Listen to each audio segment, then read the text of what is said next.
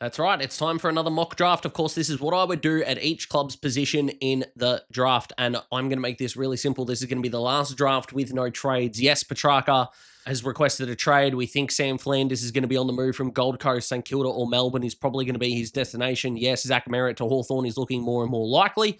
So are we going to be including those picks in deals? Not just yet. Again, we haven't got confirmation of trades just yet. It's going to overcomplicate the process, and that's not really particularly fun. I'm also not going to be doing any pick deals just yet. I'm looking at things like Gold Coast's pick 6, 13, 15, I think they've got, or 16, round about that mark. We've also got Brisbane's pick 18, which could be on the board in terms of points.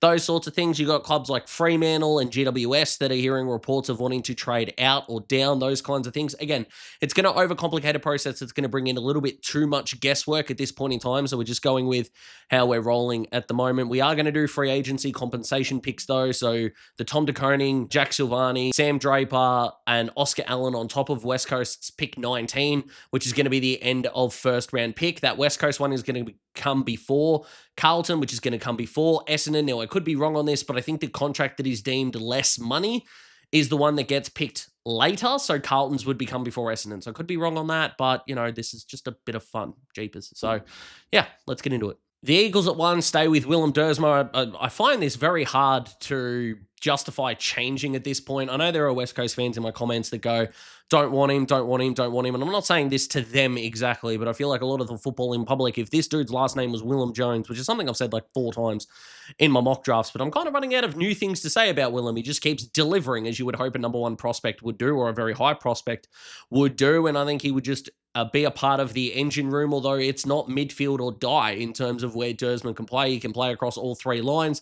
He has good footy IQ. His raw athleticism is really good. He's shown up in the VFL. I think he's the safest pick of the lot, which I know sounds weird for a Dersma, but it doesn't sound weird for a guy of his talent. Brisbane matched the bid for Annabelle at 2, and yes, 2 seems high. If you look at power rankings, and again, if you want to look at that stuff, guys, read that. That's fine. Of course, these are just my opinions, but he is the best midfielder, pure midfielder in the draft for me, and I don't think it's particularly close. I think he suffers from 2 sort of distinct illnesses, if you will. Not that they're going to affect him moving forward, but he suffers from Brisbane-itis or academy-itis, if you want to go with the more broad term, which is he's part of an academy, so it's like, yeah, we don't really worry about it, but also he doesn't exactly pop off the page, if you will. It's not like he's going to be a human highlight reel. Guess what? He doesn't need to be. Have you seen the realm of Brownlow medalists we've had recently? It's not as if they're lighting up highlight reels either. I'm not saying he's going to win a Brownlow, but he's polished, he's poised. There's not a whole lot of his game that he does particularly badly. He's a well-rounded midfielder. He's got leadership qualities, reportedly a great kid also, which is everything that you could like. And just like Levi last year, walks onto a premiership list, but will he make it into the 23? Going to be interesting to find out. Back to the Eagles, I'm taking Dyson Sharp, and I think it's really important that if Sharp is on your radar for the Eagles, and I hope that he is, because I think his contested style, that bull-like quality that he's got, is going to help Harley get on the outside. Think of like your Clayton Oliver to Harley Reid's Petrarca in that late 2010s, early 2020s. Geez, that's complicated to say. That's the hope that those two could turn into. I think West Coast would want Harley to be better than Petrarca by the time he retires, but that's a pretty high bar to get, to be perfectly honest. I know a lot of people aren't that high on Petrarca now, but still, if Sharp is able to be at the bottom of the packs as he keeps going in a realm where he can learn under guys like Elliot Yeo, you've got Reid as your inside-outside bull, Elijah Hewitt that can play a more outside midfielder role, and again, you're building a midfield. You've got Dersma in there, and you're going to be able to build around your centre square. Is a good launching block for Andrew McQualter, I think. The dude averages like 27 touches for the sample under 18s, and he's just a genuine ball hunting machine, and West Coast need toughness. And if that toughness has to come from an 18-year-old, so be it. South Australia's MVP and overall a really acclaimed junior player, which would bring, a sense of real quality to the Eagles, which after winning 1 game all year, they need. Gold Coast matched the bid at 4 with Yuland. This could absolutely be 2-3. I'm not going to argue too much about where the academy placings are, if I'm being perfectly honest. But the Suns are going to love what they get here. Noble, Rioli, they were good pickups last year. Yuland and Dylan Patterson later on in the draft, although not too far away, are going to add some zippiness as well. I think the wing is also somewhere where Gold Coast could look to improve. I think Yuland being a wingman, in fact, getting across the entire ground in order to use his small stature but meters gained persona as a footy player to glide across the field, I think could be a really good weapon for the Suns. Bodie is your taller, lockdown, really gritty defender who I'm a massive fan of. And Zeke is a little bit more of your open free. They kind of remind me of the Marsh brothers in cricket. Sean was a little bit stiff, left-hander, didn't do anything fancy, which is kind of what Bodie can bring. Whereas Zeke's a little bit more like Mitch, a bit more free-spirited on the field, willing to take things on. Now, whether he's going to get the early results of Mitch or the later results of Mitch, I'm not sure, but he's going to be really fun to watch. The Tigers at 5 going with Sullivan Roby here. I just don't think you can deny the athletic prowess. Yes, he's the draft bolter. I'm not going to deny that for a moment. The biggest in a decade, according to ESPN, but the steps that he has been able to take in this final series, I think, demands in a pretty diluted draft pool, by the way, a lot of attention. When you're coming into such a weakened draft, as a lot of experts are calling it, you really do need match winners, game breakers, those kind of players. And Sullivan Roby fits that to a T, averaging 20 disposals and has kicked 14 goals across his 8 Talent League games. He's averaging 100 fantasy points for whatever you want to deem that to be worth. 6.5 marks as well, and at over 190 centimeters would bring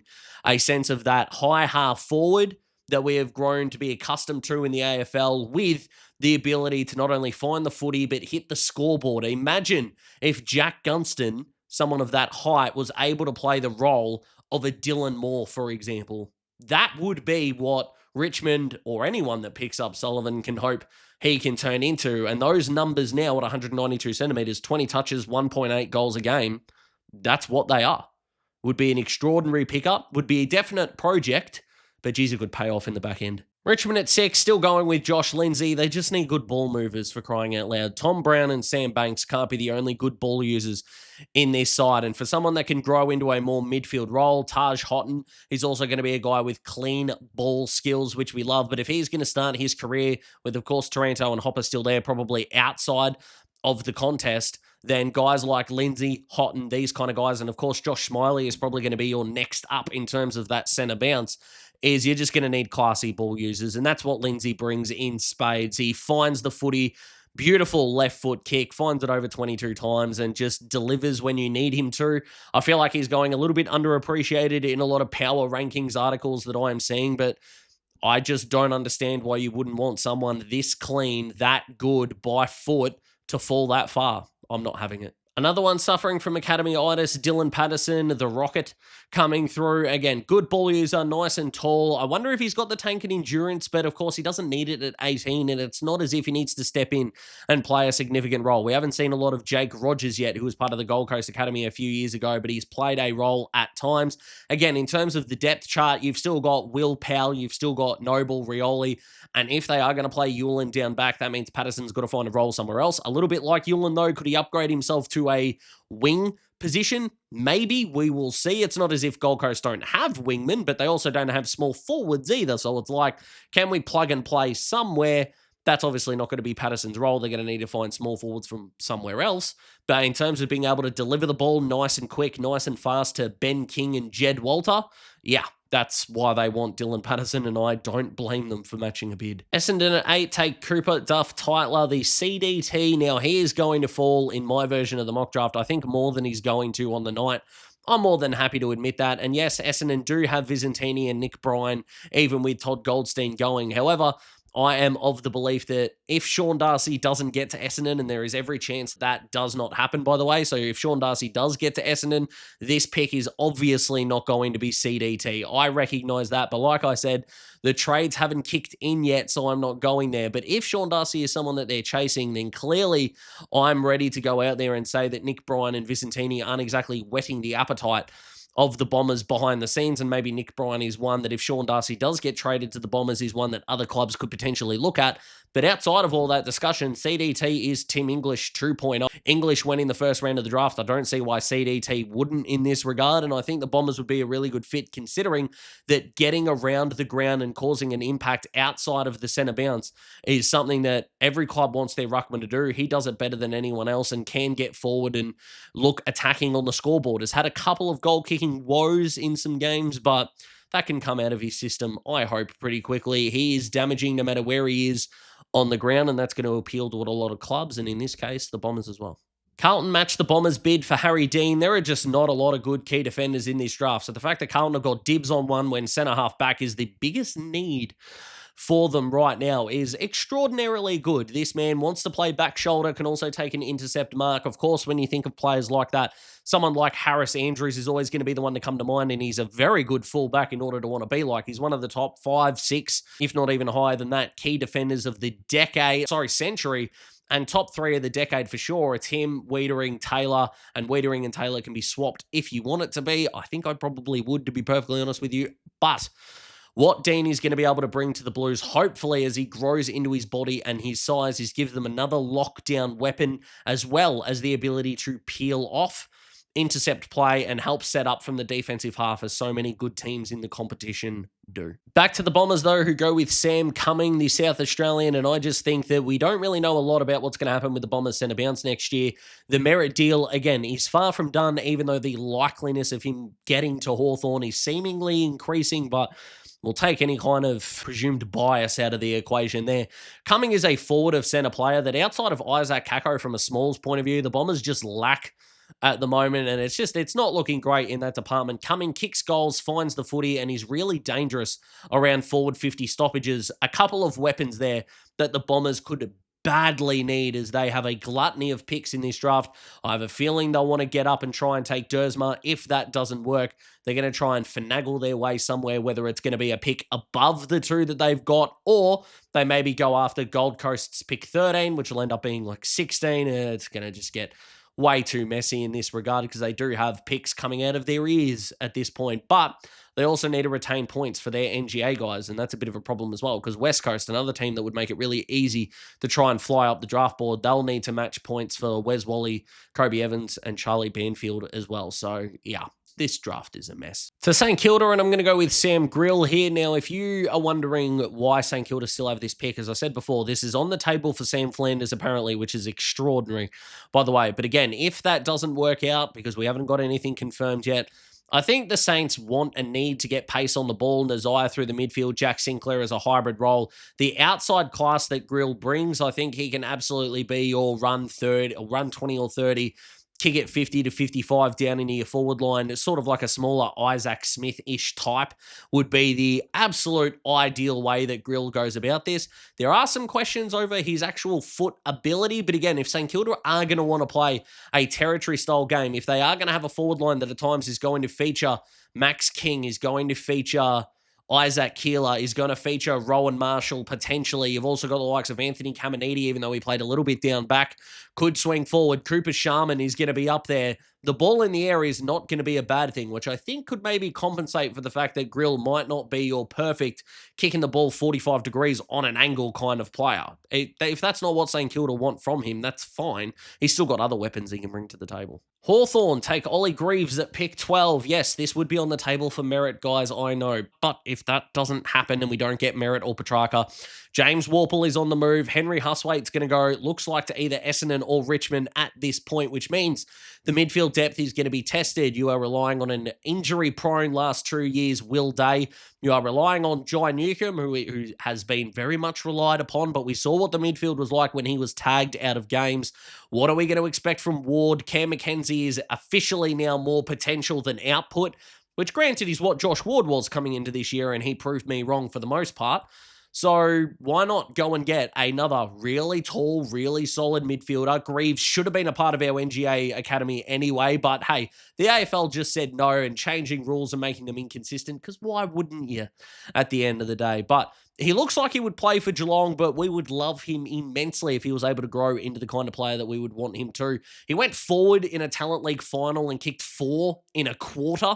So the fact that he would be able to bring, again, a little bit of positional versatility there. The Hawks do like their taller midfielders, and I hope Josh Weddle is going to be able to roam the wings for a while to come, or if not, go through that midfield, which would change up, I should say, what the Hawks are looking to do. Lost Sam Frost and Jasper Scaife to being unsigned as well, so key forward could also be a place for the Hawks to look. I'm just not sure they would look there first if this pick is retained. Sydney at 13 take Aiden Schubert. Clearly there is some discouragement from what Sydney have been able to produce from their tall forwards this season. I don't blame them. We didn't see Logan McDonald, Hayden McLean, and Joel Amati just didn't get the job done. They were linked early days to Jamara Ugle-Hagan, and now looks like it's Gold Coast or bust for Jamara. But now, of course, they're interested in Charlie Curnow all of that makes a lot of sense, although how the hell are you going to get a proper trade done?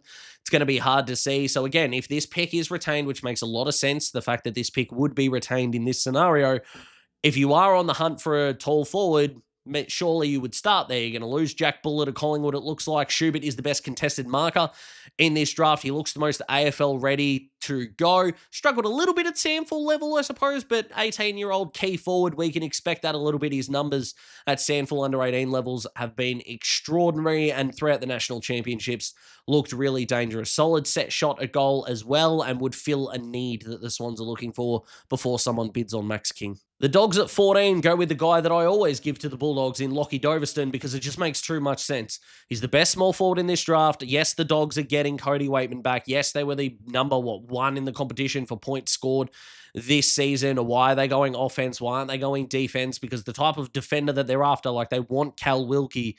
An 18-year-old is not the answer, or they'll just stick to what they've got. Jed Buslinger is still on their list after a few years, and they're still going after other teams' key defenders. I just don't think they're going to take a risk on a guy who is unproven at this point. So let's go with a really dangerous guy. That's what Doverston is, has proven his goal-kicking ability. Don't think he needs to roam up the ground too much. I think he, at the feet of Norton, Ugle-Hagan if he stays, although that looks incredibly unlikely. You got Sam Darcy, and of course, Cody Waitman likes to play a more athletic game. He's actually not your traditional crummer, is Cody Waitman. Doverston is Riley West is your pressure forward. Doverston would also help in that department and just add yet another layer to a pretty dangerous Bulldogs forward line. Freo at 15, take Jacob Farrow. I know Judd McVie requested a trade throughout the week, but clearly it is a positional need for them at this point. I think they've just got to take best player available. There's not a lot of holes on their list. Now, if Sean Darcy goes and Liam Reedy goes, Reedy looking very likely to depart, effectively you're down then at that point to Luke Jackson and, Max Noble maybe? I don't actually know who the other ruckman on their list would be at this point. I'm sure Freo fans might get offended at me for that. I apologise that I don't know the fourth best ruckman on your list right now. Sorry to that player. However, Farrow just makes ridiculously good decisions. Sure, a guy like Lewis Emmett, Taj Murray might be ones to look at in this spot if those two ruckmen go. But as far as a really good decision maker goes, I still see Sydney's version of Jordan Dawson in him, and then a couple of other, more well-known, more well-known than me, media places went with the Jordan Dawson comparison, and I was like, great, looks like I'm copying them. Good grief. But as good as a decision maker he is, I think Freo need that. They were exposed. It was Jordan Clark or bust in their ability to rebound from their defensive 50. I just don't think Luke Ryan's got that in his kit bag anymore. So bringing in another really classy ball user to help with the transition from defensive 50 to scoring would be a major get for the Dockers. Essendon match the bid for Adam Swede here, which I think is a pretty good position to have him in, to be honest. But he's a little bit smaller, 177 centimeters, but he is a ball hunting machine coming off his ACL, which I've talked about all year, and with his numbers that he's been able to put up, it just seems disrespectful almost to say the ACL. He has gone past that injury by so much it isn't funny. He's also a good reason I think that the Bombers might go with a Sam Cumming-esque type 6 picks beforehand, as I said, mainly because it comes down to, do you really need to take a bona fide mid at that spot? Lindsay was off the board, who I think would be a really good fit. Farrow might have been a really good pick at that 10 spot, but I think that forward of centre player was key. Swede would add to that. And I think if the Bombers could just get a little bit healthier down back, maybe more of those problems could be solved than an 18-year-old. But Swede, academy project player, looks a type. The Bombers will take him here. The Giants at 17 going with Javan Phillippo here because the Giants midfield was so boring last year. Tom Green, in and under, Bull, Tick, Finn Callahan, beautiful outside player. Tick, their next 3 players in terms of centre bounce attendance percentage this year were Stephen Canelio, Xavier O'Halloran, and Josh Kelly. Yuck. So therefore, let's get another young talent in there, and that's going to form in the part of Phillippo. I don't even know if that was a sentence, but I'm tired. Anywho, the Phillippo, 187 odd centimeters, I think he is off the top of my head. But Phillippo would bring in a little bit more class. He's got a little bit of inside-outside work to his game, which would help the likes of Callahan, of course. I think the Giants are going to have a little bit of a fall-off next year, so getting time into him would be awesome. And I think a big benefit for GWS. Has a happy knack of getting forward of the ball as well and kicking some goals. So considering that you've got Toby, you've got Darcy Jones, although how much next year he's going to play is unknown at this point, and the fact that you've got a couple of others down there from a small forward department that want to get around it in a big way. Filippo adding some much-needed class centre forward might be a really good get for the Giants. 18 is the Crows. Harley Barker is the player I'm taking. Yes, coming off a significant knee injury, but the touch, the polish, the class is there and is outstanding. A big standout on one of the wings. The other wingman will be coming up a little bit later on, if you don't mind, from South Australia in the National Championships. But the classy ball movement is what we want. The Crows' struggle this year has definitely been pure midfielder. I'm not going to deny that for a moment. Of Rory Wright, Riley Onley, these kind of guys would be ones to consider for sure at this spot, because the Crows could definitely go for a bit of a reach in this spot if that's what they wanted to do in terms of traditional power ranking styles. I just think that on the outside of the contest, Saligo and Zach Taylor are still worth pursuing in those kind of spots. You're going to get Rankin Rochelle that you can roll through there. But let's be honest, this pick's probably going to end up in the Petrarca trade anyway if they're able to get it done and Gold Coast don't snake them. So we'll see how this goes. But I think the touch, the polish, the class, the outside run that the Crows would be able to generate with Barker in there, that's why I've gone with him. 19 for the Eagles is going to be Xavier Taylor. I think as a lockdown defender / intercepting type, Taylor fits the bill beautifully. He is rocketing up draft rankings boards at the moment, power rankings boards, I should say. I understand why, but again, every draft, every mock draft, every draft makeup that you have, someone is traditionally going to fall. I think in my last one that I did, it was Sam Grill. In this one, it is Xavier Taylor. I do not believe that he is the 19th best player in this draft. That's not how mock drafts work. His skill set is exemplary. I think what he would be able to bring with Ruben Jinby at fullback, what's Brody Hoff going to be able to achieve over his career in terms of, is he going to be a lockdown defender, a rebound defender, a midfielder? What is he going to be? Tom McCarthy, Ryan Marich, these types of guys as well. Do I trust any of them to play back shoulder outside of Hoff most of the time? Not particularly. That's the hole that Taylor would be able to fill and allow some of those other players mentioned to open the game up and get the ball moving, which I think is how West Coast are going to improve quickly under Andrew McQualter. 191 centimetres as well, so I can play on a variety of forwards. Geelong at 20, going with Mitch Marsh. If Charlie Curnow did become a Cat, it would be borderline impossible for this pick to not still be with the Cats, but tall forward is seemingly what they're attacking in this draft period, but considering they're going to get Jimmy Warple for free, so why not give them another one? Now, Marsh is only 191, 192 centimetres tall, so if he stopped growing, you're going to be looking at sort of your third forward type. Now, Cameron's going to come back from his fractured arm. You've got Shannon Neal down there, but outside of those two, in terms of talls, they haven't really trialed a whole lot. You've got Archie Ludowiecki, you've got Liam Heatherton that you might be able to look at in this spot. But Marsh is more talented than those two, I think, at this point. Of course, how that's going to work out career-wise is going to be seemingly very different, as my hoodie just keeps riding up my back for some reason. But Marsh is a beautiful kick. He's got really good hands and has a duality skill set in his ability to work in the air and on the lead, which is ever so dangerous for any kind of forward, especially one that might be a touch undersized when compared to the best ones in the competition. 21 going with Fred Rodriguez to the Eagles here, and I just think this is going to be an outside of the centre square kind of play here. I think Fred could honestly be a wing high half forward coming into his AFL career. And again, I know that that's not the positions that he has been playing at Colts level. It's not the position that he was playing for Western Australia. But in terms of the skill set that West Coast may need from him, with the fact that he can get the ball on the outside, he's a pretty good ball user and his goal sense is outstanding. I think getting him on the outside of the contest and allowing him to use his tank to roam the ground, be a little bit less accountable versus his opponent, as most of the wingmen in the competition do tend to be, depending on the system that they are running, I think would be able to use his skill set to its absolute best, and he would be able to punish teams. On the run, he's a really nice kick at goal. He showed that prowess for WA, and even though maybe he didn't have the carnival that he wanted this year, and neither did Western Australia, I still think he's got a bit to offer at AFL level. So Carlton retain this pick pretty much because they're going to be giving up the TDK compensation and then the West Coast first round pick, and I suspect getting a little bit of change back. So they keep this one and take Oscar Taylor, another defensive player that the Blues are going to be going with here, and I really like Oscar. An accurate left footer. He's a beautiful ball user that I think could definitely be taken earlier than this spot in the last couple of months. His kicking is his weapon. The Eastern Rangers used him basically as their quarterbacking distributor, if you will. Hodge-esque in terms of the way that he wants to roam that defensive 50. Am I saying he's Luke Hodge? No, I'm not. Calm down. But in terms of what he would bring to the Blues, well, did you watch Carlton this year? At any point when they were exiting their defensive 50, did you ever go, oh, they've got this? No, you didn't, and neither did I. And Taylor would help with that in a backline without pretty good distributors. When you're relying on someone like an Ollie Hollands, who has got better traits, I believe, than being your normal halfback flanker, Taylor would slot in there beautifully if he was given time to shine and the ability to thrive and use that beautiful left foot to devastating effect. We finally get to the first pick of the second round. West Coast take Noah Hibbins-Hargreaves at this spot.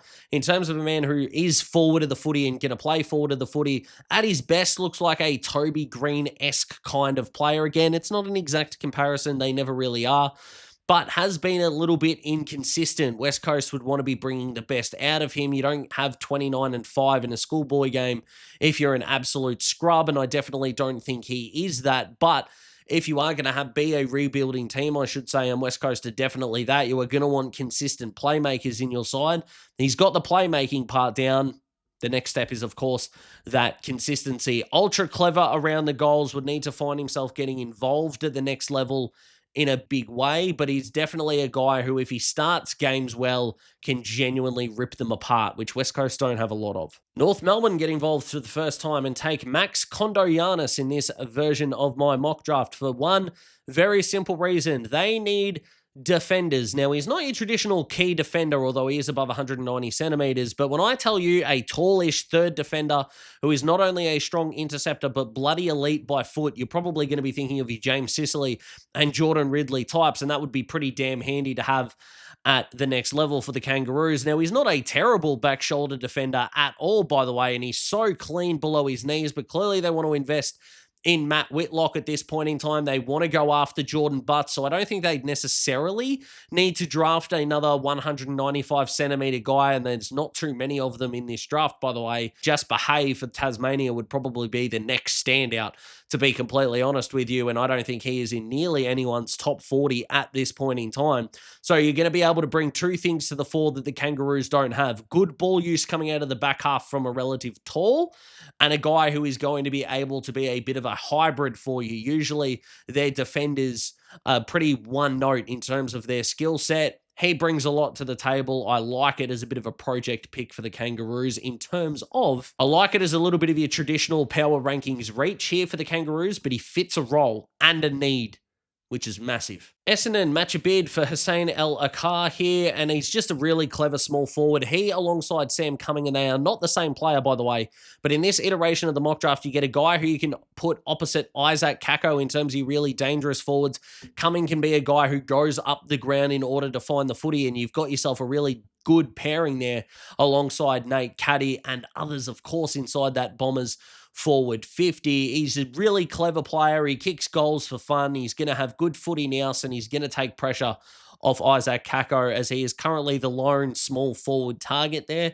Ticks wins across the board, and North, if for some reason the Bombers said no, because they're the ones that are bidding on him, would also fit a relative need. Small forward is probably the position they need the second least behind midfield, but he would probably be a walk-up starter as a small forward in their side, if I'm being completely honest. Like, would you take him over Constantine? I think that is a genuine decision. Back to North Melbourne, and Cameron Nairn is going to be the guy I'm going to go for at this pick. The man who kicked 7 in a game in the under-18 championships, and considering that Mitch Marsh and Aiden Schubert were also in that side, that's pretty remarkable from the young man, but he is sort of a utilitarian type that can play all over the ground. North just need bookends, so the fact that Kondoyanis would be down back, this man would be up forward. I know they've got Larkey, they've got Darling, Cooper Trenbath came on at the end of the season, but the more forward players they can get under the tutelage of guys like Darling, who reportedly was incredibly good for the group last year, I think the better off they're going to be. I just think Matt Whitlock is not going to be a forward. He's going to be a tall defender, even though it seemed like when he played at the back end of the year, he was being played as a tall forward. Now, at 190, 189 centimeters tall, he's not the greatest size, is Cam, but he's got footy IQ coming out of his eyeballs. It was a relatively smaller championships for him in terms of finding the ball, but he's got good ball use, wraps onto him character-wise as well, and I think would be a good fit forward of the footy for the Shinboners. Sydney match the bid for Max King here, who's at 191 odd centimetres. He is an athletic freak, but I noted in the last couple of mock drafts that we were kind of picking him now on potential rather than output. Unfortunately, that still seems to be the case. His athletic profile reads so well, and everything about his highlight reel suggests that this kid could genuinely be anything. But in terms of consistent output of finding the footy or hitting the scoreboard, he's just not there at this point. But in terms of Melbourne, who are going to be putting the bid forward, is they would want an extra weapon inside 50, which King would provide if Sydney for some reason said no. I don't think they will. They're desperately looking for more help inside 50, and he is very different from Aiden Schubert, which is why they work as the first 2 picks for Sydney's draft in my, of course, mock draft. Over to Melbourne, Taylor Byrne is going to be the player I take for them, a small forward, with Charlie Spargo on the way out, who I know wasn't a key member of their side this year, but they need forward help quickly. I love that Stephen King is wanting pressure on the ball and quicker ball movement. I think it is going to suit a smaller forward line style. They still don't have a whole lot there in terms of your small forward types. I'm looking forward to seeing what Colton Tolstrup can bring to the next level. They've got Cozzy Pickett down there, as we know. Bailey Fritsch is still there and should hopefully benefit from this. Hopefully Van Rooyen, Jefferson, and Aiden Johnson can get their hands on the footy as well. You've got Disco Turner, Tom McDonald down back, even with Stephen May looking at other options. So they are looking okay list-wise. I know Petrarca is going to go, but Trent Rivers will be able to go through there, and they've got a couple of midfield options. Cozzy Pickett for his CBAs can go through there as well, but a stay-at-home small that is clever around the goals would be a big benefit for the Ds, and Byrne fits the bill beautifully. Second last of the draft, Matty Leray ends up at Port Adelaide. He is a wingman, the other one from the South Australian Under-18 Championships that I mentioned before with Harley Barker, but he's clean, he's polished, he can run both ways, and I think Port Adelaide are going to need that. It looks like they're going to get Will Brodie in, which is a decent start, but in terms of that's going to be midfield depth, you're still not looking at the outside all that much, and I think he would bring a touch of polish, a touch of class that would be required by Port. They've got their small forwards, Georgiades. We hope Todd Marshall is going to be able to get to somewhere that he wants to be. Liam Heatherton, Archie Ludowici are going to be 2 guys to keep an eye out for.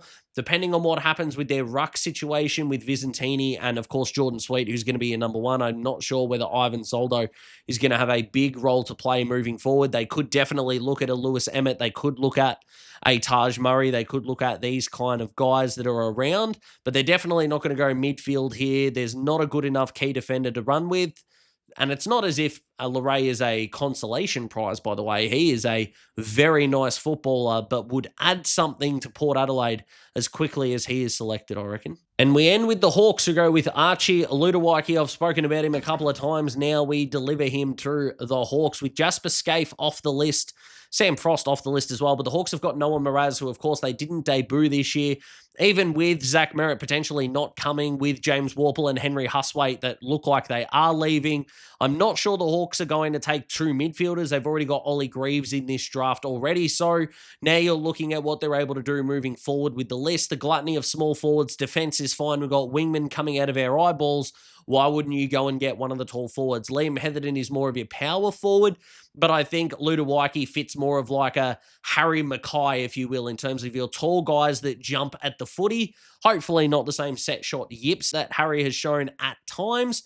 Fingers crossed, but I think in terms of the more modern game, he does fit the prototype of a forward that you want. We're going to wait and see what happened with Mitch Lewis's body. It's probably going to be Gunston's last year. Cole Shadir is another athletic type who is still clean below his knees, and Ludowici would add something to that forward line, and the Hawks probably wouldn't go with a, say, centre-half forward second ruck, because that's the role that we have Marby or Chol do. So that is my mock draft, guys. Let me know what you think. Like the video if you like the video. Comment all of your disagreements. There's 30 picks here. You're bound to disagree with some of them, so let me know what you think. Subscribe to join the Daz Talks Footy family. Thank you for watching. Be kind to yourselves. Be kind to one another, and I'll see you in the next video where I get to complain big time. And I'm looking forward to it. See you later.